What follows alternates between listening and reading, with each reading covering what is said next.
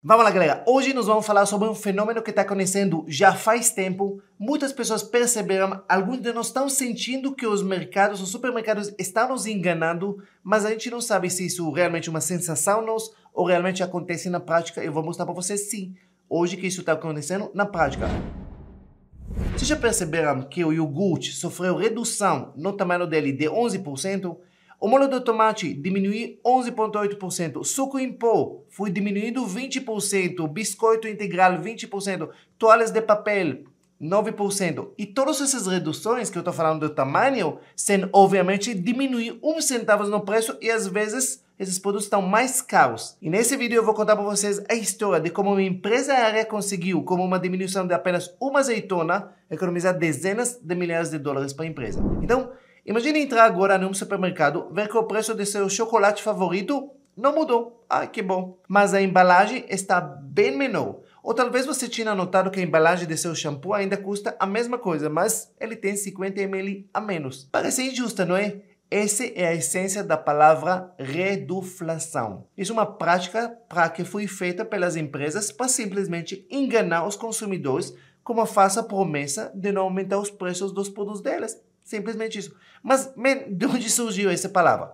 O termo reduflação é uma tradução da palavra inglesa shrinkflation. O que isso quer dizer? Shrink quer dizer reduzir, inflation, inflação. Isso é uma maneira para enganar a inflação. Essa expressão foi popularizada em 2009 quando o livro Econoclasses saiu. Esse fenômeno foi praticamente a resposta das empresas, a maneira que as empresas encontraram para enfrentar a alta inflação. As empresas estavam sofrendo com custos elevados de matéria-prima, escassez, atraso no fornecimento, mão de obra e várias outras coisas. Então, ele tinha duas opções. O certo era simplesmente aumentar os preços. Custa mais caro produzir qualquer produto, tem que pensar isso para o consumidor. Mas, justamente por questão de muita concorrência, eles escolheram outra solução. A gente não vai aumentar os preços para nossos consumidores, mas vamos achar um jeito para enganar eles de uma forma que nós vamos diminuir dos produtos ou de serviços. Simplesmente isso. Isso, em outra palavra, enganando o consumidor. Mesmo que pareça uma ideia engenhosa, mas na verdade não deixa de ser enganação. E a prática ficou tão comum das empresas fazer isso que recentemente o Carrefour, lá na França, ele simplesmente colocou avisos nas prateleiras deles, informando que os clientes prestem atenção, os produtos diminuir o tamanho, mas os preços aumentaram, simplesmente isso. Para não acontecer justamente que o cliente sai do supermercado e vai, no Carrefour que ele está nos enganando. Ele falou, não, são as culpas das empresas. E esse fenômeno é responsável pelas coisas absurdas que se tornam constantes no supermercado, como, por exemplo, o fenômeno de dúzia de 10 ovos. É simplesmente isso. Ou a mistura láctea que vem tentando se passar por um leite condensado. Vou dar para vocês alguns exemplos para vocês verem. Para vocês depois, quando você vai agora no supermercado, você vai olhar nas embalagens. Nescau, a embalagem antes era 380, agora é 350. Bis, esse é chocolate. A embalagem era 126, agora se você vai no supermercado, você vai ver 100,8. Produtos de higiene de limpeza. Os rolos. Eu percebi isso, mas eu juro que eu achei que era na minha cabeça. Já há anos que isso. Aliás, isso acontece em muitos anos já. Esse negócio que eles estão diminuindo o tamanho dos rolos. E eu sempre achava que da minha cabeça era que eu não prestava atenção, que eram marcas diferentes, por isso que eu não prestava. Mas sim, ele estava diminuindo cada vez mais. Aí eles perceberam que os consumidores começaram a reclamar, as embalagens cada vez menor. Aí eles inventaram o quê? Tamanhos mega. Então, o que eles fazem? Eles fazem um outro processo. Diminui, até de repente começa tamanho família, tamanho mega, e as pessoas já perdem a noção de quanto era antes, quanto é agora. E muitas vezes esses tamanhos mega era exatamente o tamanho normal do passado. Pega sabão de pó. Embalagem antes era 4 kg, agora tem 3,8, entendeu? E muitas vezes diminui o tamanho e o preço do produto aumenta. Agora, quando você diminui quantidade de produtos na embalagem, isso é ruim, isso é uma forma de enganar os clientes, mas tudo bem, a pessoa comprou, pagou mais caro por uma embalagem menor, beleza. O problema é quando usa essa prática para começar a trocar, como eu falei, qualidade de ingredientes por ingredientes inferiores. E quando se trata de produtos alimentícios em questão de saúde, necessidade de crianças, isso já começa a complicar as coisas. A exportação de leite condensado chegou para uma revolta simplesmente. Por quê? Porque eles pegaram mistura de láctea, feito de leite, só de leite e amido, que estava sendo vendido no setor de leite condensados, com uma embalagem extremamente parecidos. Isso confundiu muito consumidores. chegou para um ponto que empresas como Nestlé, Danone, Mead Johnson foram notificados pelo Instituto Brasileiro da Defesa do Consumidor por vender compostos lácteos em embalagem idênticas fórmulas de infantis. E aí, praticamente, entraram com uma ação judicial e eles estavam obrigados a pagar multas de mais de 60 milhões, justamente para fazer essa prática. Outro exemplo para vocês verem, o chocolate.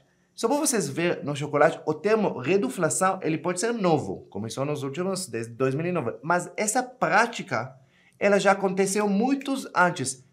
Eu nunca vi isso, mas antigamente tinha embalagem de 200 gramas de uma chocolate de barra. Depois ela foi para 180, depois 150, 125, 190 e hoje vocês vêem marcas, muitas vezes no supermercado, de 80 gramas apenas. Salgadinhos, quem já percebeu nos salgadinhos que a embalagem parece a mesma, mas parece que tem bastante ar no salgadinho. Simplesmente isso o quê? Eles mantendo a mesma tamanho da embalagem, enchem ela de ar e coloca cada vez menos salgadinhos. O Ruffles, por exemplo, diminuiu 9,5% de seu produto, mas a embalagem continua a mesma. Tem a salgadinho torcida, diminuiu 15%. Mesma embalagem, só que tem muito menos. Fósforo, tinha 240 fósforos, agora só tem 200. Pacote de biscoitos de 200, agora tem 160. Suco em pó, 25, agora 20. Eles falam que rende a mesma coisa, mas a gente sabe que não é a mesma coisa. Qual é o impacto de tudo isso, da reduflação no consumidor? Primeira coisa, uma pesquisa que foi realizada no Reclama Aqui revela que quase 80% dos brasileiros, eles percebem diminuição nas embalagens, mas muitos deles nem sabia que existe esse tema, nem sabia que isso é uma política das empresas. E os consumidores que perceberam a mudança, 63% deles desistiram de certos produtos na hora da compra. E isso que eu falo que eu tiro o seio pelo culatra, isso. Que eu tiro o seio pelo culatra. Simplesmente isso. Por quê? Porque os clientes, talvez, eles não percebem um certo tempo. Eles não percebem quando é um produto ou outro. Mas começa a ser política de muitas empresas fazendo isso. Ou o consumidor começa a fazer comparação. Peraí, isso está aqui menos. No outro tem mais. Isso aqui está tentando me enganar. Isso eles estão vendendo ao mesmo preço ou estão vendendo agora um pacote big, pacote mega, do mesmo preço que eu pagava 6 meses atrás no pacote normal, simplesmente. E aí, obviamente, que os consumidores começam a desconfiar nas marcas. E aí chega para um ponto que, hoje, como rede social, acontece o quê? Acontece que uma pessoa fica revoltada e às vezes o vídeo dele fica viralizando e isso pode acabar como uma marca. Então, eu recomendo para tomar muito cuidado para esses pontos para as empresas que acham que os clientes são tudo burros e pode sempre enganar eles de qualquer forma ou outra. Essa ação da reduflação das empresas, ela aumentou mais ainda nos últimos anos. Por quê? Nos últimos 5 anos, o cidadão brasileiro perdeu 30% do poder de compra. Isso, obviamente, acontece por causa da inflação. Então, as pessoas ganham a mesma coisa ou teve pouco aumento e as coisas ficam cada vez mais caras. Então, e nesses tempos de crise, as pessoas simplesmente tendem a escolher consciente produtos mais em conta. Às vezes, trocar marcas que eles estão acostumados há muitos anos, mas marcas mais, vamos dizer assim, mais prêmios, mas eles vão escolher umas marcas mais populares. Então, justamente, esse fenômeno força as empresas mais ainda. Fazer o quê? Aí entra essa parte. Diminuir a embalagem para tentar manter o preço, trocar ingredientes mais nobres por ingredientes mais baratos. É péssimo, mas isso que está acontecendo. Como eu falei para vocês, essa prática ela não é ilegal, porém, obviamente, ela é muito pouco ética e, obviamente, falta de transparência com os consumidores. A reduflação não é um fenômeno novo, como eu falei para vocês. Ela já começou nas décadas de 80. Em 1987, olha a história, a companhia aérea American Airlines, ela conseguiu poupança de $40 mil naquela época, que era bastante, anuais, apenas removendo uma azeitona de cada salada servida para os passageiros da classe executiva. Pois é, eles já aprenderam esse truque. A gente serve menos, tira um pouquinho daqui, um pouquinho, o cliente não vai perceber e a gente economiza dinheiro. Simplesmente isso. O problema, se vocês acham que é só no Brasil, obviamente, ele é um problema global. Chegou um ponto que o presidente dos Estados Unidos, Joe Biden, em um vídeo recente, falou que o que mais deixa ele irritado é que os potes de sorvete realmente encolheram de tamanho, mas o preço ficou o mesmo. Então, se a gente quer concluir a reduflação, isso não é uma forma, é uma prática ilegal, mas como eu falei para você, pouca transparência e pouco ética, e obviamente prejudica a confiança do consumidor com a marca. Simplesmente por quê? Porque o consumidor, ele conta quando ele compra uma marca de custo-benefício. Ele sabe qual é o tamanho e qual é o custo. Se você, de repente, diminuir para ele o tamanho, mantendo o mesmo preço, obviamente a confiança já começa a ficar abalados. E agora que cresce a conscientização do cliente sobre esse fenômeno, porque antigamente, igual eu pensava que o rolo era da minha cabeça. A gente sabe que eles estão fazendo isso. Os consumidores ficando cada vez mais vigilantes e cada vez mais revoltados. Simplesmente isso. E empresas que vai persistir nesse fenômeno, eles vão começar a enfrentar reações dos consumidores. Simplesmente isso. E aí vai começar a fazer propaganda muito negativa. Olha o produto isso, olha o produto tal.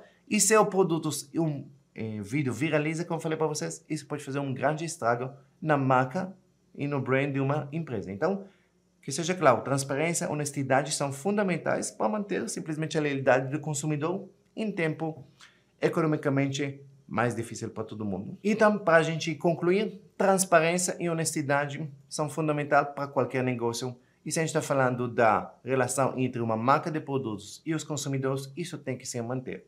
Porque, de novo, se os clientes vão perceber isso, vai quebrar esse laço e, obviamente, os clientes vão procurar outros produtos que vai entregar para eles custo-benefício melhor e aí todo mundo sai perdendo nessa parte, ok? Se você já percebeu essa prática no supermercado, escreve aqui nos comentários. E se você gostou desse vídeo, curte, compartilha com outras pessoas. E se não está inscrito no meu canal, se inscreve no canal e liga o sininho.